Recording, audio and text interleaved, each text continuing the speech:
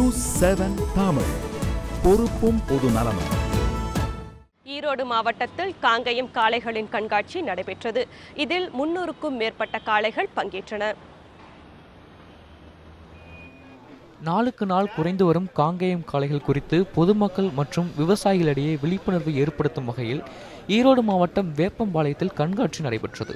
இதில் ஈரோடு மட்டுமின்றி திருப்பூர், கரூர், கோவை மற்றும் நாமக்கல் உள்ளிட்ட மாவட்டங்களில் இருந்து 300க்கும் மேற்பட்ட காங்கேயம் காளைகள் பங்கேற்றன.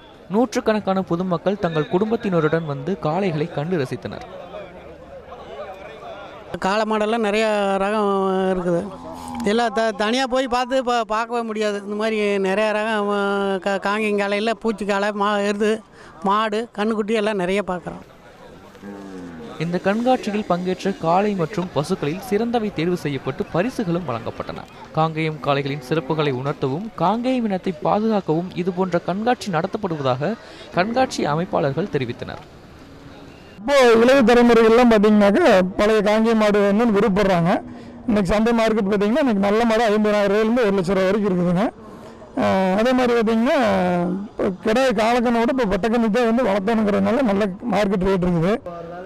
கலப்பின மாடுகளின் வரவால் மறைந்து வரும் காங்கேயம் போன்ற நாட்டு மாடுகளை வளர்ப்போருக்கு அரசு மானியம் வழங்கி ஊக்கப்படுத்த வேண்டும் என கண்காட்சியை பார்வையிட்ட விவசாயிகள் தெரிவித்தனர். மகேஸ்வரன், நியூஸ் 7 தமிழ், ஈரோடு.